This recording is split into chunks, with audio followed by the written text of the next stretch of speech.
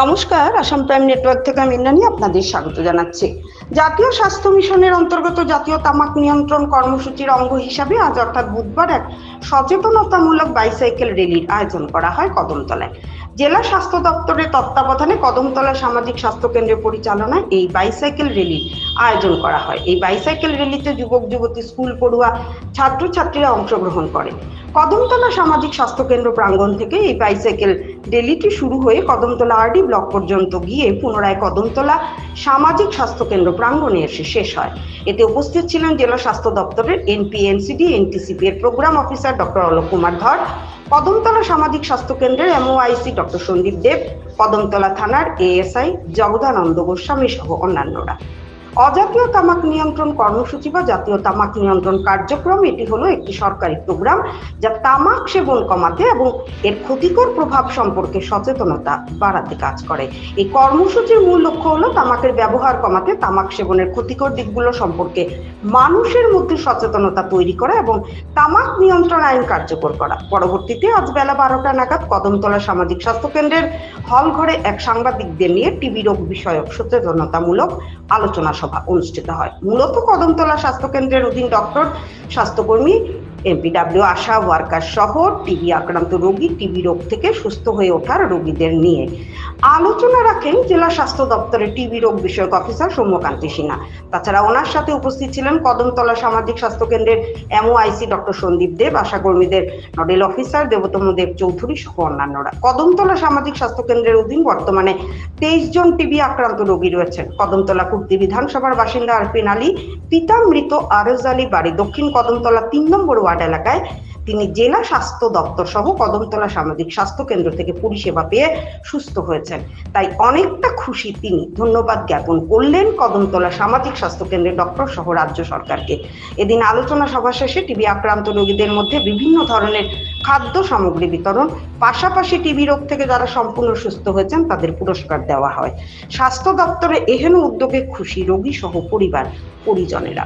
ভানুচন্দ্রের report, Assam prime network. জেলা স্বাস্থ্য আধিকারিকের তত্ত্বাবধানে এবং কদমতলা সামাজিক স্বাস্থ্য কেন্দ্রের অধীনে একটা সাইকেল র্যালি আয়োজন করা হয়। তো এটার মূল উদ্দেশ্য মানুষকে সচেতন করা। কারণ কি আজকাল দেখা যাচ্ছে কি বিভিন্ন রকম নন কমিউনিকেবল ডিজিজ বা অসংক্রামক রোগ আমরা যেটাকে বলি, সেটা মানুষ সেটা সংক্রমণে দিন দিন বেড়েই যাচ্ছে।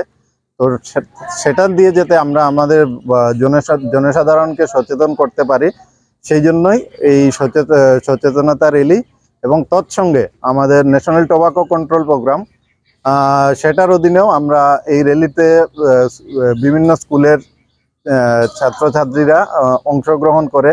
আমরা একটা জিনিস জানতে পারি যে টোবাকো বা তামাক জাতীয় দ্রব্যের ব্যবহার এটা দিন দিন বেড়েই চলেছে।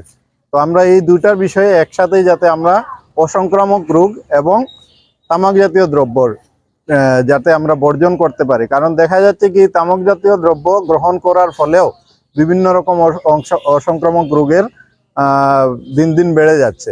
তো আমরা এই দুটাকেই যাতে মানুষের মধ্যে জনসচেতনতার মাধ্যমেই সেটাকে আমরা কন্ট্রোলে বা আওতায় রাখতে পারি। তো এই উদ্দেশ্য নিয়েই আমরা কদমতলা সামাজিক স্বাস্থ্য কেন্দ্রের উদ্যোগে আজকে এক সচেতনতা র্যালির আয়োজন করা হয়। এই র্যালিটি আমরা কদমতলা সামাজিক স্বাস্থ্য কেন্দ্র থেকে শুরু করে কদমতলা আরডি ব্লক অবধি, তো তারপর সেখান থেকে আরডি ব্লক থেকে আবার ঘুরে কদমতলা স্বাস্থ্য কেন্দ্র অবধি আসি। এবং আসার পর আমরা এখন ছাত্রছাত্রী যারা আছে এবং আমাদের যারা পুলিশ প্রশাসন থেকেও এখানে লোক আছেন, ওনাদেরকে নিয়ে আমরা এখন একটা আলোচনা সভা রাখবো আমাদের সামাজিক স্বাস্থ্য কেন্দ্রের। Doctor Sandeep Deb, medical officer incharge, Kadamtala CSC. আজকে আমাদের এখানে টিবি মুক্ত ভারত অভিযান এই যে কর্মসূচি চলছে তার অঙ্গ হিসাবে একটা প্রেস মিট আয়োজন করা হয়েছে।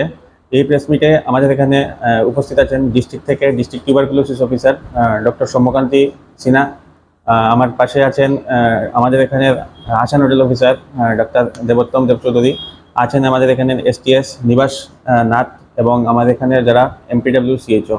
মূলত টিবি মুক্ত ভারত অভিযানকে কেন্দ্র করেই এই প্রেস কনফারেন্স। তো আমি আর বক্তব্য দীর্ঘায়িত করছি না, আমি সৌম্যকান্তি দাদাকে রোগ আছে যেটার জন্য ওদের ঝুঁকি বেশি, হাই রিস্কটা বেশি, যেটা টিবি হওয়ার সম্ভাবনা আছে, ওদেরকে আমরা চিহ্নিত করে ওদেরকে আমরা স্ক্রিনিং করতাম এক্সরে দিয়ে। তো আমরা এই 100 ডেজ ক্যাম্পেইনে আমরা প্রায় 4000-এর উপরে এক্সরে করা হয়েছিল।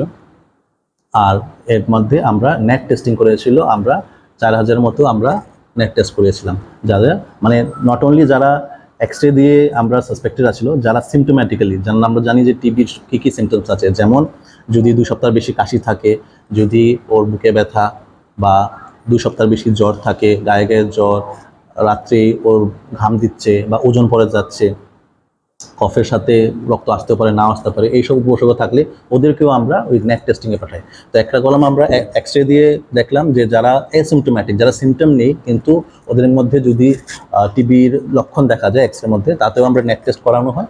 আর যদি যারা সিমটোম্যাটিক আছে, যারা যেমন যে যে উপসর্গগুলো বললাম ওগুলো আছে, ওদেরকেও আমরা নেট টেস্টে করানো হয়। তো প্রায় 4000-এর উপরে আমরা নেট টেস্ট করেছি। তো তাতে করে যে পেশেন্টগুলো আমরা ধরা পড়েছে ওদের দ্রুত আমরা ট্রিটমেন্ট দিতে পেরেছি। তারপর আমাদের সিএমও স্যারের উদ্যোগে, আমরা ডিএম ম্যাডামের উদ্যোগে এই যে 100 ডেজ টিবি ক্যাম্পেইন শেষ হওয়ার পরে একমাত্র আমরা নর্থ ডিস্ট্রিক্টের জন্য আরও 50 ডেজে, আরও 50 দিনের আরেকটা টিবি ক্যাম্পেইন শুরু করা হয়েছে, যেটার মধ্যে সেম অ্যাক্টিভিটি, যা যা অ্যাক্টিভিটি আগে ছিল এই অ্যাক্টিভিটিসগুলো আবার করানো হয়েছে।